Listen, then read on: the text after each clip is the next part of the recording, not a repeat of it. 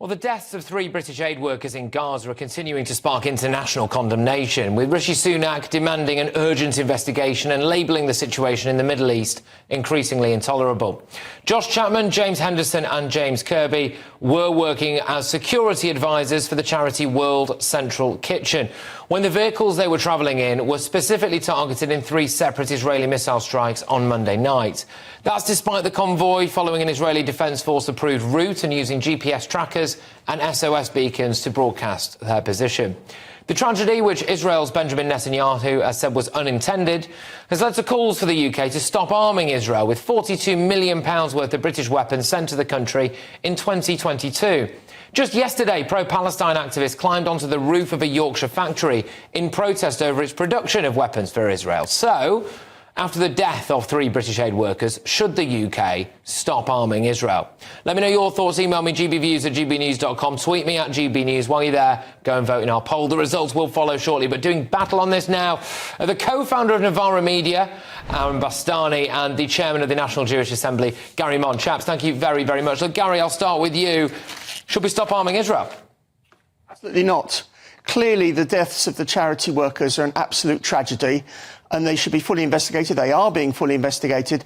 And I gather in the last couple of hours there's been news that the Israeli government will be compensating the families of the victims. However, the issue of arming Israel is a different one. Israel is fighting an entirely just war against genocidal terrorists who on the 7th of October murdered 1,400 people, beheading babies, massacring innocent people and raping women. They have to be literally wiped off the face of the earth. Everything should be done to enable Israel to defeat Hamas. And if anything, it should be more weapons rather than less to help Israel. Oh, and by the way, there's also arms traffic in the opposite direction. Israel is supplying the UK with a lot of arms as well. OK, all right, Aaron, compelling arguments, some would say there from Gary. Your views? Well, I don't quite understand what the losses that Israel was subjected to on October 7th have to do with 3 UK nationals, of course, being killed in recent days. I want to cast your audience's mind back to the 19th century, 1847. There was a gentleman in Athens called David Pacifico. He was Jewish, as a matter of fact. And his house was vandalized by a Greek anti-Semitic mob. He asked for money back from the Greek government at the time. They wouldn't give him the money back. It was King Otto. And so he wrote, as a British subject, he was born in Gibraltar, to the British government. Lord Palmerston makes representations to the Greek government. Nothing happens. And so the British Navy, the Royal Navy, blockaded the Athens harbour for 2 months until they paid up. And he made an extraordinary speech in the House of Commons, saying that a British subject should feel just as a Roman citizen did in the ancient world. I am a British subject, or civis Romanus sum, 2,000 years ago.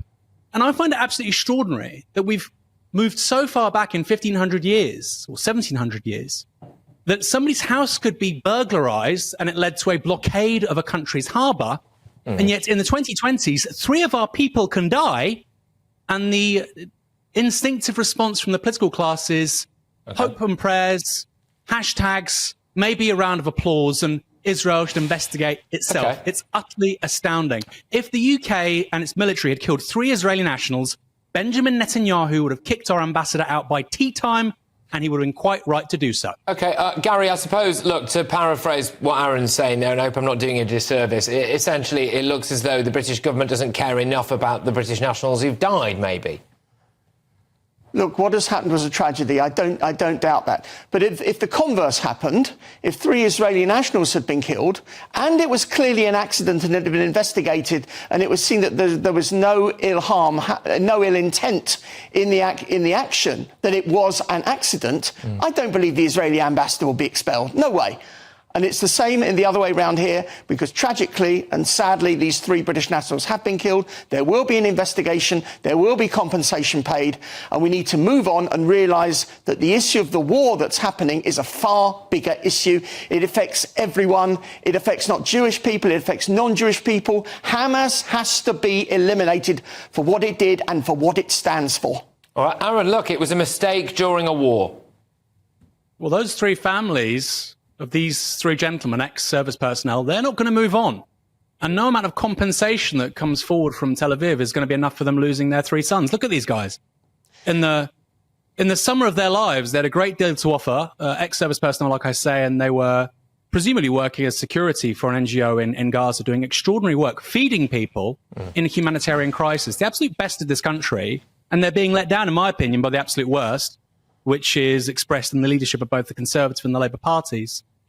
We shouldn't rush to judgment, of course, but I would look at a source no less than Haaretz, the most read newspaper in Israel, which has quoted IDF sources themselves as saying the reason why this happened is because nobody is in charge on the ground. That's what they have said. So there were 3 vehicles struck. This was in a conflicted zone on an agreed route. They'd already dropped the food off at the depot. They were going back. They had agreed, like I said, this route with the IDF. 3 vehicles were struck 3 different times. After the first vehicle was struck, allegedly, according to Haaretz again, this is an Israeli newspaper, they radioed through to the IDF and the other 2 vehicles were still struck nonetheless. Now, you might call that an accident. I would submit it was something else. But the point is, I question anyone who wishes to rush to judgment in excusing the country responsible. And like I say, no amount of compensation is going to bring these 3 gentlemen back. OK, Gary, do you want to come back to it? Because look, you know, maybe you should explain why it's in Britain's interests to continue to arm Israel. I mean, you know, if 3 British citizens have just died in this way, why is it in our interest to keep doing this? It's in our interest because the war against Hamas is a war against Islamic fundamentalism.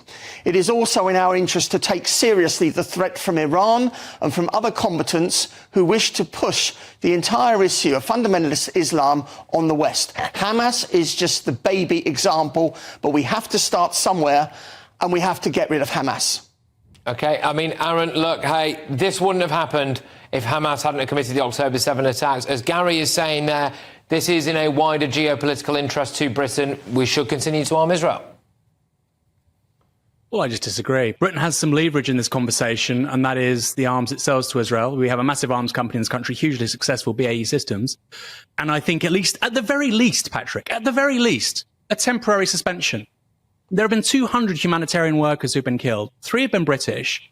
The idea that they may have been killed with British weapons is absolutely extraordinary. Even a tap on the wrist, Patrick, 2 months of no arms going to Israel seems to me to be the bare minimum, the absolute bare minimum. And like I say, that example we have from the 1850s of what Lord Palmerston did to the Greeks, how far has this country fallen? And my goodness, what would Palmerston make of it all? OK, look, both of you, thank you very, very much. I mean, definitely both sides of that particular discussion. I know those conversations will be happening, you know, at pubs up and down the country and around people's dinner tables this evening as we all absorb that news. Look, thank you. That was the co-founder of Novara Media, Aaron Bastani, and the chairman of the National Jewish Assembly, Gary Mon. Look, who do you agree with? OK, I was asking you whether or not you should actually be continuing to arm Israel. Aaron says, yes, we should. There should be a ceasefire.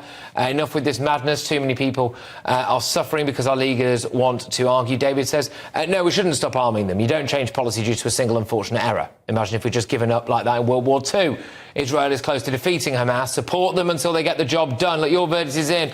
So 30% of you think that the UK should stop arming Israel. 70% of you say we shouldn't. So there we go.